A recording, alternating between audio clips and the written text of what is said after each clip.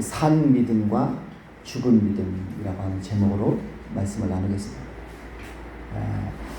어느 큰 교회 목사님이 심장이 망가져서 병원에 입원을 하셨는데 이식을 해야 된다고 하는 의사의 소견이 나왔습니다. 주일날 임시로 설교를 하게 된 강사 목사님이 교인들에게 이 전후 사정을 설명을 한 후에 아무래도 교인들 중에서 심장 이식을 이렇게 기증자가 나와야 할 것 같다라고 광고를 하셨습니다. 그러면서 고통받는 주님의 종을 위해서 심장을 기증할 뜻이 있는 분은 손을 들어 표를 하라고 그렇게 얘기를 했어요. 잠시 후에 여기저기서 손을 들기 시작하더니 그만 거기 앉아 계신 1000여 명의 성도들 거의 다가 손을 들더라는 것입니다. 이 강사 목사님이 너무 감동이 되셔서 이렇게 말씀하셨어요. 여러분, 참으로 감격스럽습니다. 이처럼 주의 종을 사랑하는 사람이 많다는 것에 놀랐습니다. 그러나 심장은 한 사람이면 충분합니다. 그런데 이런 상황에서 누구 한 사람을 지적하면 덕이 안 될 것 같습니다. 그래서 제가 오리털 하나를 꺼내가지고 입으로 호흡 불어서 그 오리털이 날아가서 이게 머리에 내리는 사람, 그 사람이 심장 기증을 하는 것으로, 그것을 하나님의 뜻으로 그렇게 여기도록 하겠습니다. 심장 기증자가 나올 때까지 주님의 뜻을 구하면서 여러분 조용히 기도해 주시기 바랍니다. 그리고 드디어 목사님이 강단에서 그 오리털 하나를 불어서 이렇게 해중속으로 날려보냈다라고. 그 오리털이 날아서 해중속으로 이렇게 날아가는데 그 오리털이 날아간 곳마다 성도들이 주여, 할렐루야, 아멘, 막 그렇게 막 소리들을 지르더라고요. 주여 하니까 그만큼 바람에 오리털이 다른 데로 날아. 또 이쪽으로 날아간 오리털이 내리려고 하니까 거기서도 막 난리가 났어요. 아멘, 할렐루야, 주여. 또 다른 데로 날아가. 그래서 결국은 그 오리털이 땅바닥에 떨어졌대요. 여러분, 우스갯소리지만 우리가 입으로 사랑하기는 쉬워도 그 사랑을 행하기는 너무나 어렵다는 이야기입니다. 여기서 오리털을 날리면 어떻게 될까요?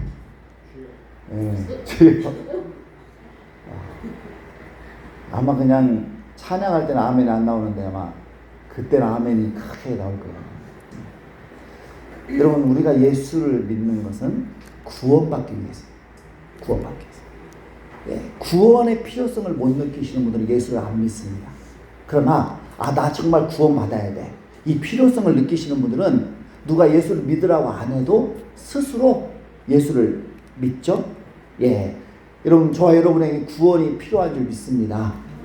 여러분, 우리 주변만 둘러봐도 나에게 구원이 필요하다라는 거 금방 우리가 느낄 수가 있어요. 여러분, 자연재해, 또 화재, 차량사고, 범죄, 질병, 마약, 전쟁 등으로 얼마나 많은 사람들이 하루에도 죽어나갑니까? 참 안타까운 일들이 날마다 그 사건, 사고가 벌어지고 있지 않습니까? 가족을 잃은 사람들이 얼마나 많습니까? 이 일이 남의 일이 아니라 언젠가 내 일이 될지도 모른다라고 하는 그 불안감을 안고 우리는 살아가고 있죠. 그래서 우리에겐 구원이 필요해요. 그러나 여러분, 우리를 위협하는 가장 무서운 원수는 우리 밖에 있는 것이 아니라 내 안에 있어요. 내 안에. 그게 뭐냐? 여러분, 그게 뭘까요? 바로 죄라고 하는 거예요. 죄. 자, 로마서 7장 19절 20절 같이 읽겠습니다. 내가 원하는 바 선은 행하지 아니하고 도리어 원하지 아니하는 바 악을 행하는도다. 만일 내가 원하지 아니하는 그것을 하면 이를 행하는 자는 내가 아니요 내 속에 거하는 죄니라. 예, 우리는 나와 다른 사람을 살리는 선은 행하지 않고 자꾸 나와 다른 사람을 죽이는 악을 행해요. 나도 그렇게 살면 안 된다는 것을 알지만 청개구리처럼 자꾸 거꾸로 살게 됩니다. 그 이유를 로마서 7장 20절은 이를 행하는 자가 내가 아니요 내 속에 거하는 죄다. 내 속에 죄라고 하는 바이러스가 있어가지고 그 죄라고 하는 바이러스에 감염된 나는 자꾸 죄를 짓게 된다고 하는 거예요. 자, 로마서 7장 5절 읽겠습니다. 우리가 육신에 있을 때에는 율법으로 말미암는 죄의 정욕이 우리 지체 중에 역사하여 우리로 사망을 위하여 열매를 맺게 하였더니, 죄는 내 속에서 잘못된 정욕을 불러일으킨다라고 하는 거예요. 욕심을 부리게 만들고 음란하게 만들고 혈기가 올라오게 만들고 거짓말하게 만들고 시기 질투가 나게 만들고 교만하게 만들고 낙심하게 만들고 미워하게 만들고 이기적이 되게 만든단 말이에요. 예. 나는 그런 삶을 안 살고 싶어요. 나는 선한 삶을 살고 싶어요. 나는 착한 사람이 되고 싶어요. 그런데 그렇게 안 돼. 그 반대로 돼요. 자꾸 내가 하기 싫은 죄는 짓게 되고 하고 싶은 선은 못하게 된다. 그 이유가 뭐냐? 내 속에 죄가 살고 있어서 그 죄가 자꾸 내 속에서 이 악한 욕심을 충동을 일으켜서 죄 짓게 만든다는 거예요. 그리고 우리로 사망을 위하여 열매를 맺게 한다. 다시 말하면 죽음을 가져오는 잘못을 저지르게 만든다는 거예요. 그 결과 나도 망가지고 자녀도 망가지고 가정도 망가지고 사회도 병들게 된다. 그리고 하나님은 이런 잘못을 저지른 인간들에게 형벌을 내리세요. 우리 인생이 힘든 이유가 바로 여기에 있죠. 그것으로 끝나는 게 아니에요. 죽은 다음에는 하나님의 심판이 있어서 이런 사망을 위하여 열매를 맺는 사람들에게 그 죄값으로 지옥의 형벌을 내리십니다. 그 예수님이 이렇게 경고를 하시죠. 자, 누가복음 12장 5절 읽겠습니다. 마땅히 두려워할 자를 내가 너희에게 보이리니 곧 죽인 후에 또한 지옥에 던져넣는 권세 있는 그를 두려워하라.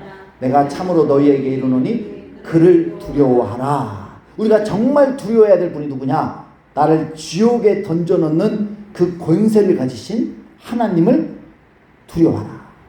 그러니까 우리에게 구원이 필요한 이유를 아시겠습니까? 자, 우리 속에 죄가 살고 있어서 그 죄의 바이러스가 나를 충동질해서 죄 짓게 만든다는 거예요. 자, 근데 그 죄는 어떤 죄예요? 사형에 해당하는 죄. 그러니까 죄는 다 사형에 해당되는 거예요. 여러분, 큰 죄든 작은 죄든 죄의 삭은 사망이기 때문에 죄를 짓게 되면 그 죄값이 죽음이에요. 멸망이에요. 그래서 하나님은 저와 여러분이 지은 죄를 형벌을 내리시나요? 지옥의 형벌을. 자, 우리에게 구원이 필요한 이유가 뭐냐? 이 죄의 바이러스로부터 우리가 해방을 받아야 돼. 그리고 죄값 때문에 당하는 하나님의 심판에서 우리가 구원을 받아야 되는 거예요. 이해되시죠? 왜 구원이 필요한지? 예. 자, 그러면 다음 질문. 그럼 구원이 필요하다는 걸 알았어요. 그 어떻게 구원을 받을까요? 여러분, 예수를 믿으면 구원받는 줄 믿습니다. 교회에 나오신 이유, 저와 여러분 예수 믿는 이유가 뭐냐? 구원받기 위해서. 이 구원받기 위해서 예수를 믿는 거예요. 예. 자, 그럼 예수를 믿는다는 건 뭐냐? 교회 다닌다는 거냐? 교회 안 다니는 사람이 교회 다니는 게, 교회 다녀주는 게 예수 믿는 거냐? 그렇지 않아요. 여러분, 예수를 믿는다는 것은 예수가 하나님의 아들이시고 나의 구세주이심을 믿는 거예요. 예. 또 예수께서 십자가에서 내 죄값을 대신 담당하시고 죽으셨음을 믿는 거예요. 그리고 그 죽으신 예수님이 사흘 만에 다시 살아나셨음을 믿는 거예요.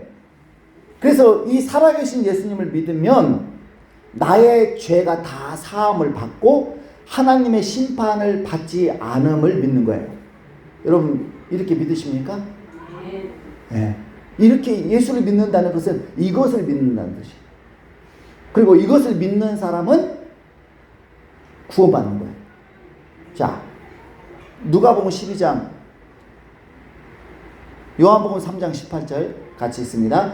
그를 믿는 자는 심판을 받지 아니하는 것이요 믿지 아니하는 자는 하나님의 독생자의 이름을 믿지 아니하므로 벌써 심판을 받은 것이니라. 그를 믿는 자, 예수를 믿는 자는 심판을 받지 아니하는 것이요 하나님의 심판, 지옥까지 않는다 이 말이에요. 예수를 믿으면 지옥까지 않아요. 심판받지 않아요. 왜냐? 죄사함을 받았기 때문에.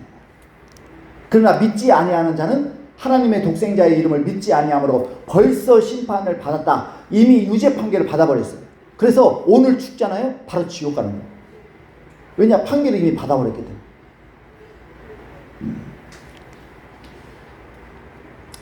자, 그래서 예수 믿으면 죄사함을 받고 하나님의 심판을 받지 않는다. 이것을 가리켜서 구원받는다. 이렇게 얘기를 하는 거예요. 이해되시죠? 네. 자, 제가 이렇게 쉽게 설명을 해도 이해가 안 되면은 그분은 이 경계성 그 진단을 좀 받아보셔야 돼요.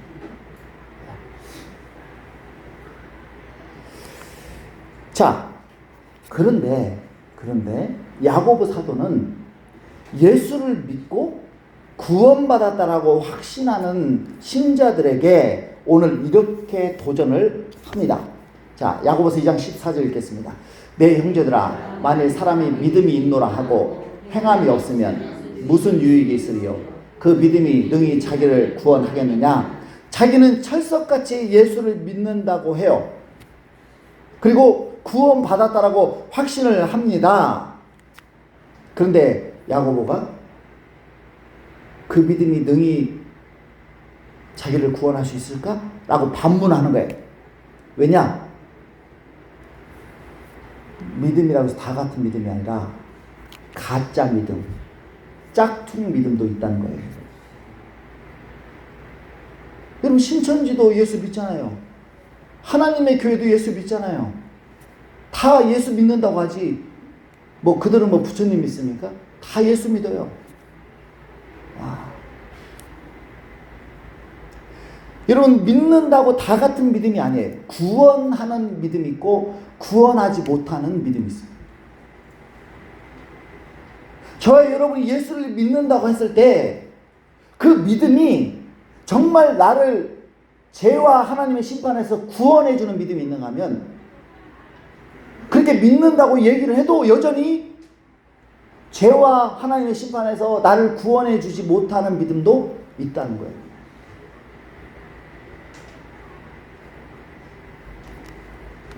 그러면 자, 내 믿음이 과연 나를 구원하는 믿음인지 구원하지 못하는 믿음인지 어떻게 알 수 있을까요?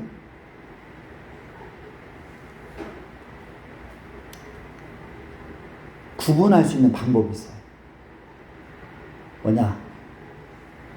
행함이 있으면 구원하는 믿음을 가진 사람이고, 행함이 없으면 구원하지 못하는 믿음을 가진 사람. 그러니까 여러분의 믿음을 지금 한번 점검을 한번 해보시라고요. 네. 자, 야고보 사도는 믿는다고 하면서 행함을 보여주지 못하는 신자들에게 그 믿음으로 수십 년 신앙생활을 해도 자기에게 전혀 유익이 없다. 다시 말하면 천국 못 간다. 지옥 간다. 이렇게 경고를 하고 있는 거예요. 네. 자, 마태복음 7장 21절 있습니다. 나더러 주여 주여 하는 자마다 다 천국에 들어갈 것이 아니요 다만 하늘에 계신 내 아버지의 뜻대로 행하는 자라야 들어가리라.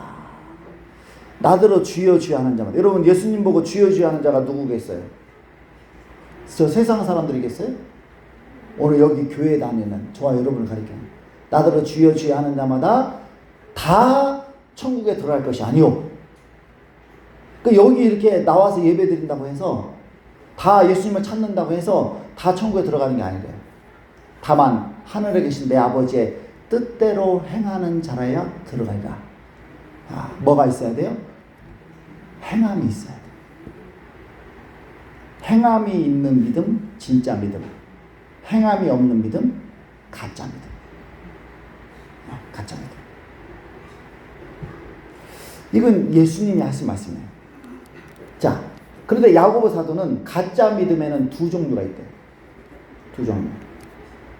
첫 번째, 말만 하고 행함이 없는 믿음. 네. 자, 야고보서 2장 15절, 16절 읽겠습니다. 만일 형제나 자매가 헐벗고 일용할 양식이 없는데 너희 중에 누구든지 그에게 이르되 평안히 가라, 덥게 하라, 배부르게 하라 하며 그 몸에 쓸 것을 주지 아니하면 무슨 유익이 있으리요. 야고보 사도는 한 가난한 성도를 예를 들어요. 그 사람은 얼마나 가난한지 심지어 먹을 것조차 없어서 굶는 사람이에요. 이 사람이 교회에 나와서 예배를 드리고 이제 집으로 돌아가려고 하는데 어떤 한 교인이 이 가난한 성도에게 인사를 건넵니다. 아이고, 한 주간 평안하셨어요? 집에 가셔요? 예, 평안히 가세요.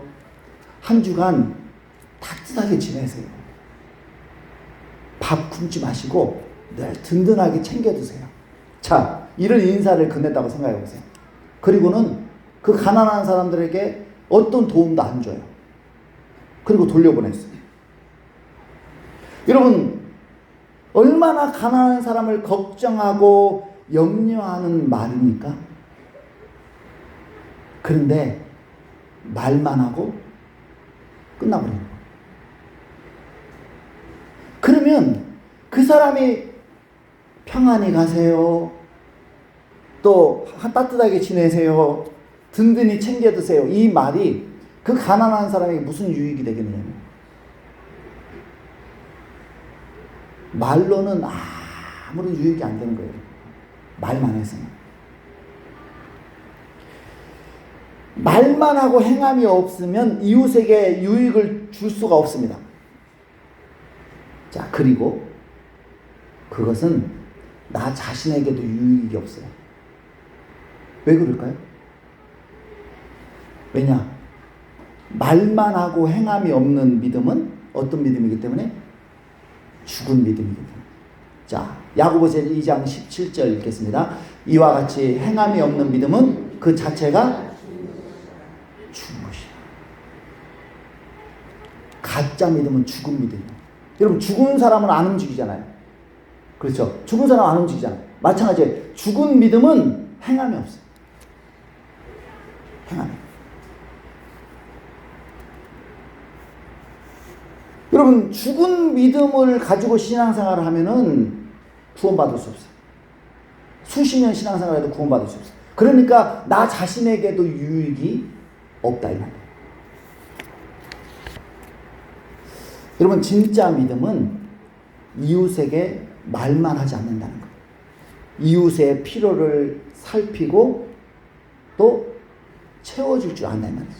예. 왜냐? 하나님의 뜻이 내 이웃을 내 몸과 같이 사랑하라. 이 하나님의 계명이기 때문에, 예, 꼭 이렇게는 못하더라도, 내 몸처럼 사랑하지는 못하더라도, 예, 어려운 이웃을 보면 내 형편껏 도와주려고 애를 쓴다 이 말이에요. 이게 산믿음, 산믿음. 자, 이 말씀을 듣고 혹 이렇게 오해하는 분들이 계실 수 있어요. 나는 믿음은 있는데 그동안 선행이 부족했구나. 그래서 내 안에 구원의 확신이 없었구나. 내가 이렇게 예수를 나는 믿고 있는데 선행을 안 해가지고 이렇게 구원의 확신이 없었구나. 그래, 이제부터 나도 선행을 쌓아야 되겠다. 선행을 쌓다 보면 언젠가 구원을 받겠지. 여러분, 이렇게 생각하는 분이 계시다면 그건 큰 착각이에요. 그 야고보 사도의 의도를 오해한 것입니다. 자, 야고보 사도가 말하는 것은 구원받기 위해서 선행이 필요하다라는 말을 하는 게 아니에요. 만약에 구원받기 위해서 선행이 필요하다라고 생각을 한다면 그거는 카톨릭식의 행위 구원이 되는 거예요. 행위 구원. 자, 카톨릭은 구원을 받으려면 예수를 믿어야 하지만 예수를 믿는 것만 가지고는 안 되고 선행을 쌓아야 된다고 가르칩니다. 그래서 제가 카톨릭 신자를 전도하다가 만나보면 이렇게 물어봐요. 오늘 죽어도 천국 갈 확신이 있으세요? 이렇게 물어봅니다.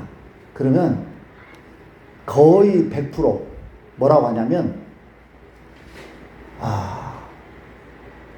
천국 갈 확신이 있습니다. 이렇게 말하는 사람은 단 한 명도 못 봤어요. 거의 못 봤어요. 대부분은 한 개 있어야죠. 한 개 없어가지고 못 갈 것 같아요. 근데 무슨 말이냐? 선행을 쌓아야 되는데 선행을 못 쌓아서 지금은 갈 자신이 없다는 거예요. 앞으로는 좀 선행을 쌓으면 갈 수 있겠지요. 이런 뜻입니다. 네. 여러분,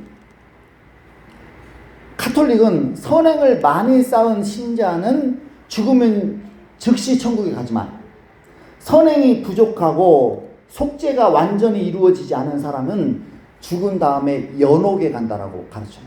연옥은 안연옥 성도님이 아니라 이 천국과 지옥 그 사이를 연옥이라고 하죠.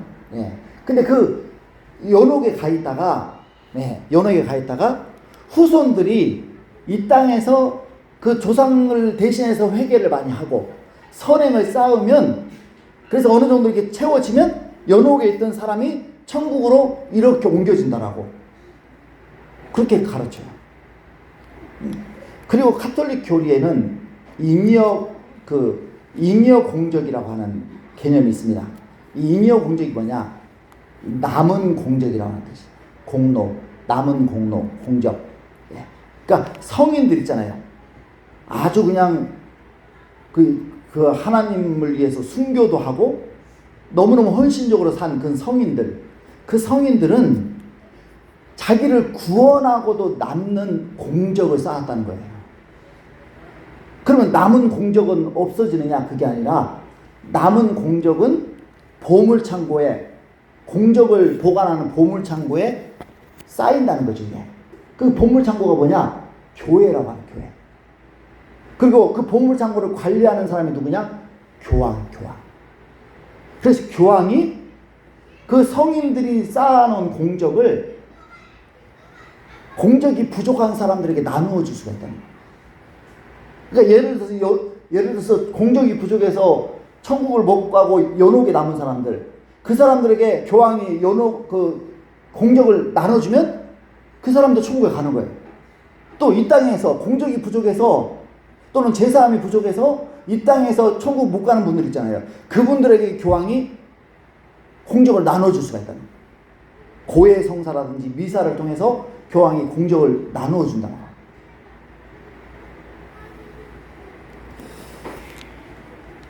갑자기 천주교로 가고 싶죠.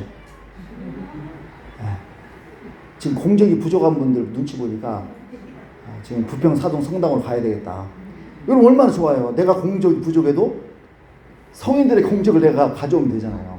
무슨 무협지에 그 내공 부족하면 가져오듯이. 얼마나 참 교리가 편리합니까? 현대적이고 그러잖아요. 근데 여러분 이건 소설에 불과해요. 소설. 자, 야고보 사도가 이런 카톨릭식 행위 구원을 저와 여러분에게 주장하는 게 아니에요. 구원은, 잘 들으세요. 구원은 선행으로 받는 것이 아니라 믿음으로 받는 거예요. 믿음으로. 자, 에베소서 2장 8절, 9절 읽겠습니다. 너희는 그 은혜에 의하여 믿음으로 말미암아 구원을 받았으니 이것은 너희에게서 난 것이 아니요 하나님의 선물이라. 행위에서 난 것이 아니니 이는 누구든지 자랑하지 못하게 함이라. 자, 믿음으로 말미암아 구원을 받는 거예요. 그러니까 구원은 뭘로 받는다? 믿음으로. 누구를 믿음으로? 예수를 믿음으로 받는 거예요. 예수를 믿으면 다 구원을 받을 수 있어요. 여러분, 선행을 쌓아야, 공적을 쌓아야 구원을 받는 게 아니에요. 그래서 구원은 뭐다? 선물이다. 하나님의 선물. 여러분, 대가를 치르고 받는 건 선물이 아니잖아요. 근데 구원은 내가 노력해서 선행을 쌓아서 받는 게 아니라 하나님이 내게 값없이 주시는 거예요. 그렇기 때문에 선물입니다. 선물. 예. 그래서 행위에서 난 것이 아니니 선행으로 얻을 수 있는 게 아니다 이 말이에요. 이는 누구든지 자랑하지 못하게 함이라. 만약에 내가 선행을 쌓아가지고 구원을 받았다면 자랑하겠죠. 야, 내가 선행 쌓아가지고 구원 받았어. 나는 선행을 너무 많이 쌓아가지고 나만 구원 받은 게 아니라 내 남편도 구원하고 내 자녀들도 내가 내 선행 쌓아서 구원했어. 이거 자랑할 거 아니에요. 그게 아니다 이 말이에요. 자, 우리가 공로를 쌓을 필요가 없는 이유가 뭐냐? 예수님이 이미 쌓아놓은 공로가 온 인류를 구원하고도 남기 때문에 우리의 공로가 필요가 없는 거예요. 근데 카톨릭은 예수의 공로만은 부족하다. 나의 공로도 쌓아야 된다 하면서 예수님을 모독하는 거예요. 그러나 예수님이 십자가에 못 박혀 죽으신 그 공로는 저와 여러분을 포함해서 모든 인류를 구원하고도 남을 만큼 그 공로가 크기 때문에 우리가 굳이 선행을 쌓지 않아도 예수를 믿는 것만으로 구원받는 줄 믿습니다. 네. 잊으시면 안 돼요. 자, 그런데 여기서 중요한 거, 우리가 구원받는 데는 선행이 전혀 필요 없어요. 선행이 1%도 우리가 구원받는데 우리의 선행을 보탤 필요가 없어요. 그러나 구원받은 이후에는 선행이 절대적으로 필수예요. 자, 다시 설명할게요. 구원받기 이전에는 선행이 필요 없어요. 구원받은 이후에는 선행이 반드시 필요해요. 구원받은 이후에 선행이 없다? 구원 못 받은 사람이에요. 그러면 자, 왜 구원받은 이후에 선행이 필요하냐? 저와 여러분을 주님이 구원해 주신 목적이 바로 선행에 있기 때문입니다. 자, 디도서 2장 14절 같이 읽겠어요. 그가 우리를 대신하여 자신을 주심은 모든 불법에서 우리를 속량하시고 우리를 깨끗하게 하사 선한 일을 열심히 하는 자기 백성이 되게 하려 하심이라. 여러분이 이 땅에서 마음대로 죄 지을 수 있도록 면죄부를 주기 위해서 구원받은 게 아니다 이 말이에요, 여러분. 내가 어떤 죄를 지어도 예수만 믿으면 그냥 무조건 구원받는다, 이런 면죄부 주려고 하나님이 저와 여러분을 구원하신 게 아니라니까요. 하나님이 저와 여러분을 구원하신 것은 이제 더 이상 악한 삶을 살지 말고 하나님이 기뻐하시는 선한 삶을 살라고 구원하신 거예요.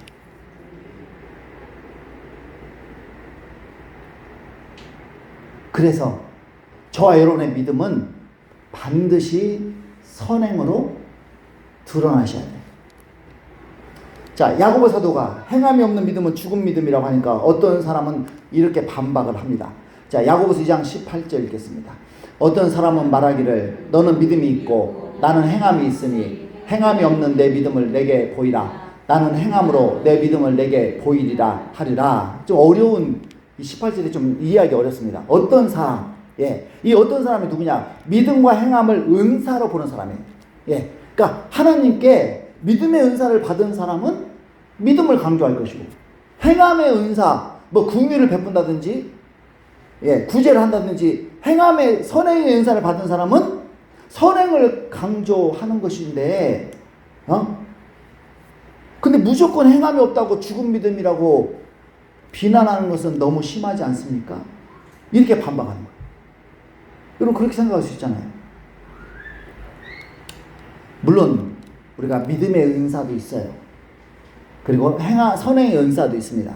그러나 야고보 사도가 말하는 믿음과 행함은 은사를 말하는 것이 아니라 구원과 관련된 믿음과 행함을 가리키는 거예요. 그러니까 착각하시면 안 돼요. 그래서 야고보 사도는 이 어떤 사람에게 다시 반박을 해요. 행함이 없는 너의 믿음을 내게 보이라.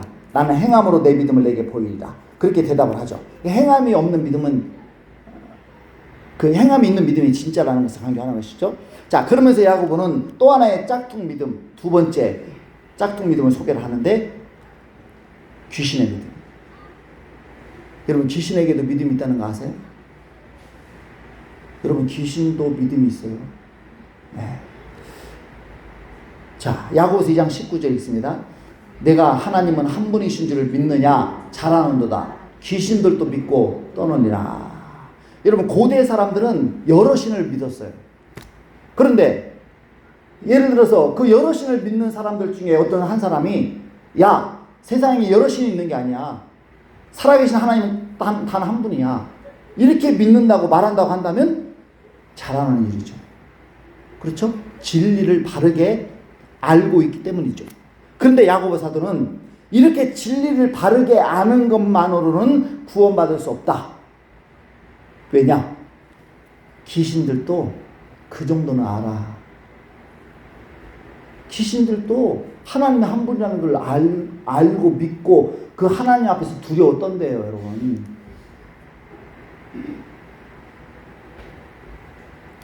자, 마가복음 3장 11절 있습니다. 더러운 귀신들도 어느 때든지 예수를 보면 그 앞에 엎드려 부르짖어 이르되 당신은 하나님의 아들입니다 하니. 여러분, 귀신들 믿음 보세요. 예수님만 나타나면 막 그 앞에서 엎드려 부르짖어 당신은 하나님의 아들이십니다. 얼마나 훌륭한 신앙 고백을 합니까?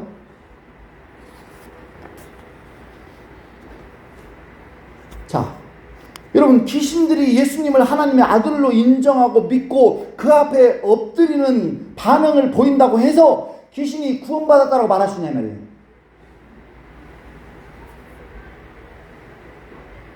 여러분, 귀신은요, 여기 앉아 계신 그 어떤 분보다 성경을 많이 알고 있어요. 누구보다도 성경 말씀이 진리라는 사실을 귀신은 알고 있습니다. 믿고 있어요. 그러나 그 믿음이 귀신을 구원하지 못해요. 잘 들으세요. 내가 진리를 알고 믿는 것만으로 구원을 받는다? 그럼 귀신은 왜 못 받냐 말이에요. 우리보다 더 성경을 많이 알고 우리보다 더 믿는데 왜 못 받냐 말이죠. 귀신은 진리를 알고 진리를 믿지만 귀신이 구원받지 못하는 이유가 뭐냐? 행함이 없어. 그가 아는 것으로 하나님께 순종하는 게 아니라 그가 아는 것으로 하나님을 대적한다 이 말이에요, 여러분.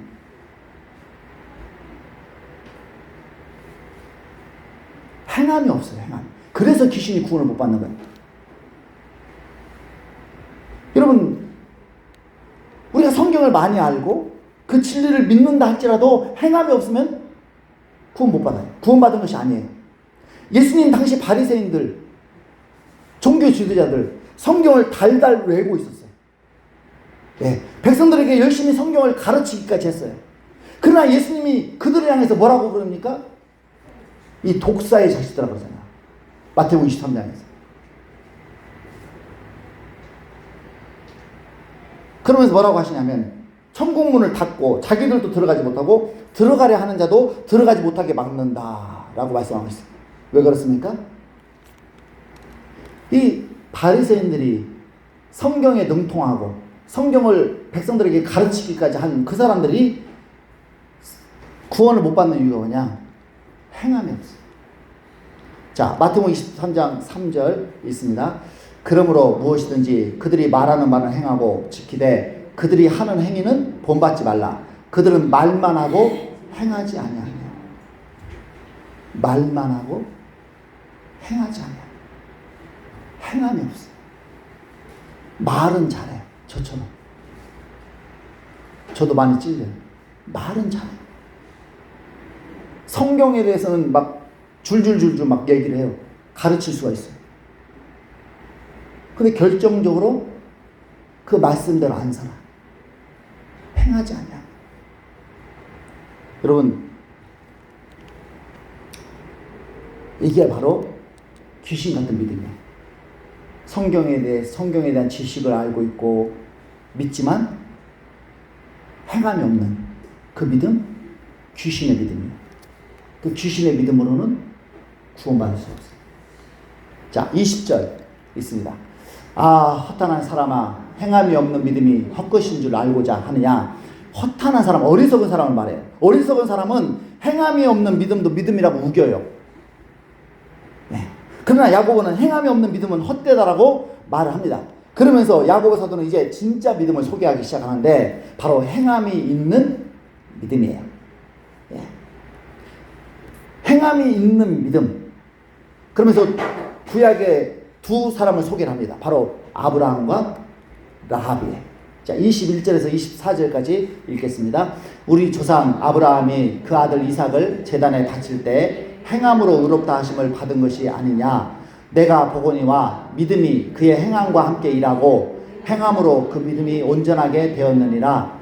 이에 성경에 이른바 아브라함이 하나님을 믿으니 이것을 의로 여기셨다는 말씀이 이루어졌고 그는 하나님의 벗이라 칭함을 받았나니 이로 보건대 사람이 행함으로 의롭다 하심을 받고 믿음으로만은 아니니라.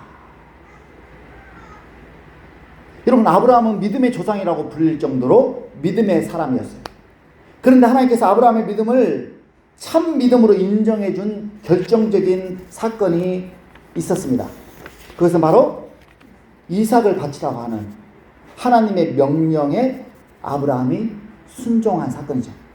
아브라함은 이 행함을 통해서 하나님께 의롭다 하심을 받았다라고 말씀하고 있어요. 의롭다함은 구원받았다라고 하는 단어와 똑같아요. 아브라함이 아들 이삭을 번제로 바치는 그 순종을 할 수 있었던 이유가 뭐냐? 아들보다 하나님을 더 사랑했기 때문이에요. 그리고 하나님께서 자기의 아들, 죽은 아들을 다시 살릴 거라고 하는 그 믿음이 있었기 때문에 순종할 수가 있어요. 그러니까 참 믿음은 행함으로 드러나는 거예요. 근데 내가 입으로 믿는다고 하면서도 순종을 못해. 안 믿는 거예요. 안 믿는 거. 그러니까 믿는다라고 말하면 안 돼요. 실제로는. 그래서 아브라함도 행함으로 인정을 받은 거예요. 자, 라합도 마찬가지입니다. 25절 읽겠습니다. 또 이와 같이 기생 라합이 사자들을 접대하여 다른 길로 나가게 할 때 행함으로 의롭다 하심을 받은 것이 아니냐. 여호수아가 요단을 건너서 여리고성을 치려고 할 때 라합은 여리고성 사람이었어요. 기생이었어요. 예. 그런데 여호수아가 여리고성을 정탐하고자 정탐꾼을 보내는데 그 정탐꾼이 발각이 돼가지고 도망을 가는데 기생 라합의 집으로 피하죠. 예. 그래서 정탐꾼을 숨겨줬어요. 이 일로 라합은 여리고 국정원에 압수수색을 받아야 했습니다. 목숨의 위협을 느꼈어요.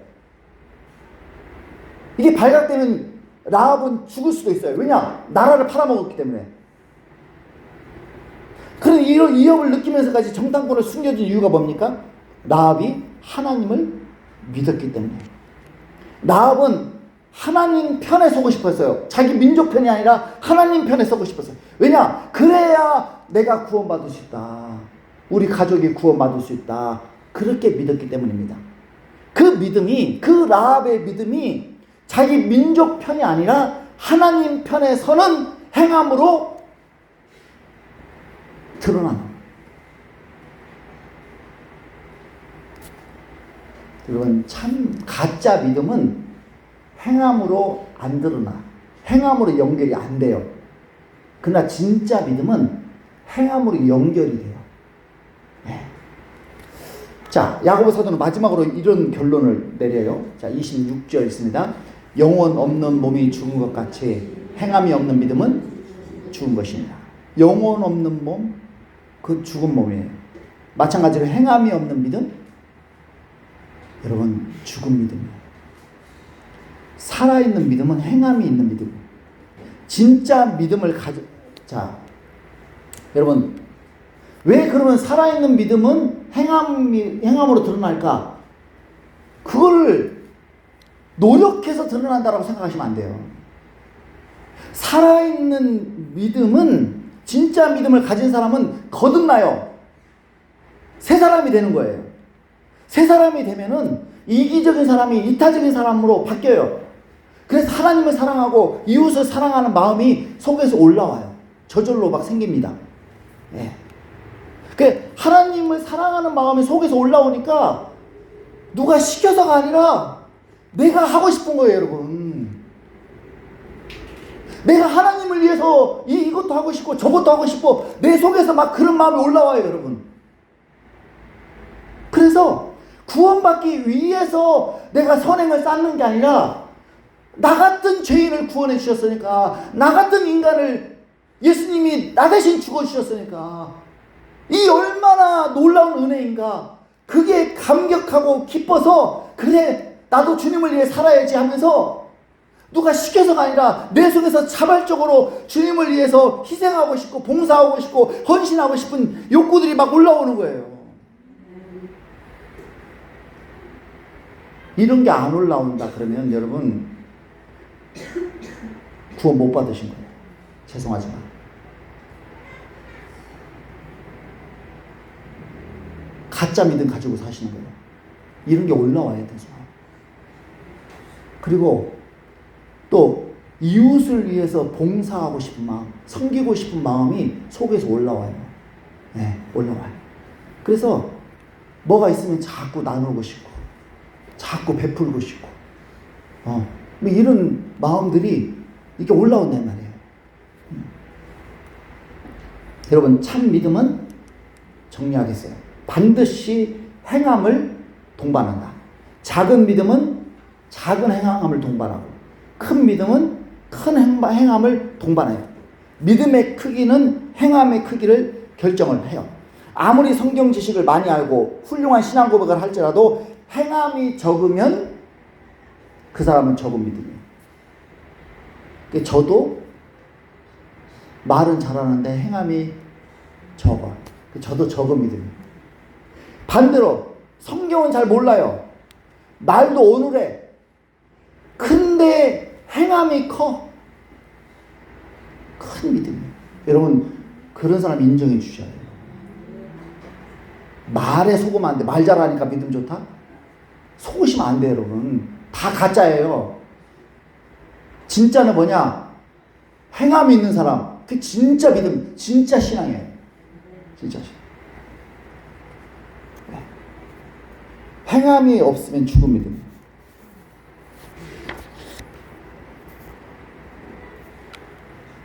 근데 꼭 죽은 믿음이냐? 아닐 수도 있어요. 병든 믿음일 수 있어요. 그러니까 병들어서, 믿음은 있는데 병들어서 행함으로 잘 연결이 안 될 수도 있습니다. 네. 여러분, 부담스럽지 않은 말씀, 내가 할 수 있는 것만 순종하는 믿음은 사람은 작은 믿음이에요. 도저히 순종할 수 없는 아브라함과 같은 순종, 라합과 같은 순종을 하는 분들은 엄청난 믿음, 큰 믿음. 정말 불가능한 것을 순종하는 거예요. 네 전 재산을 바치라고 했을 때 바칠 수 있는 사람, 큰 믿음.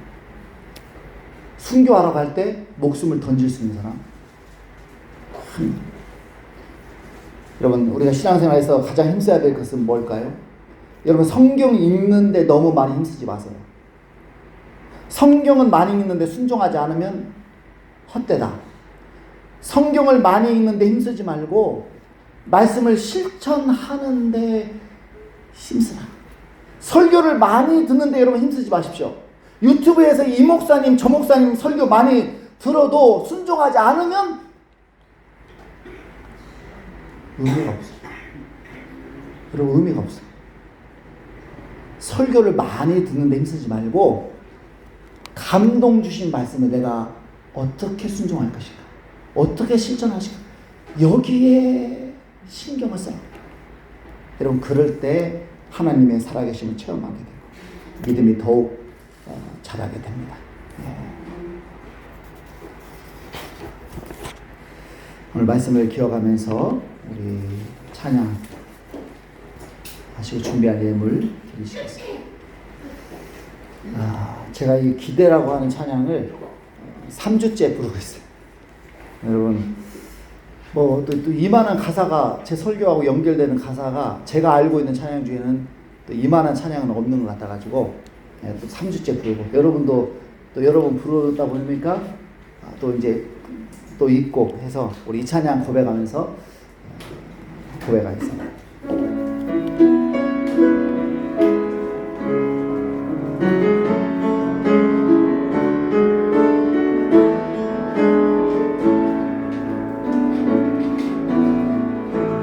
주 안에 우리 하나 모습은 달라도 예수님 한 분만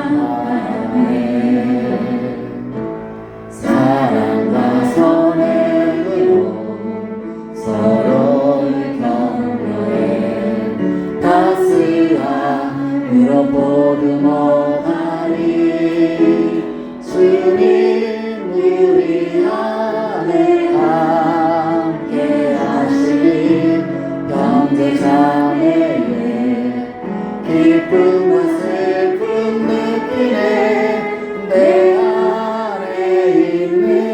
주님 모습 보내 그분 기뻐하시네.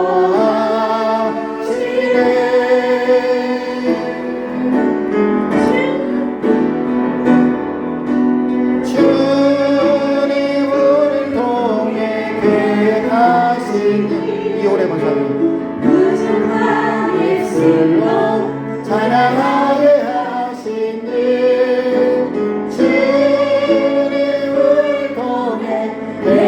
하시니 너를 통해 하시니. 다시 한번 주 안에 우리 하나, 주 안에 우리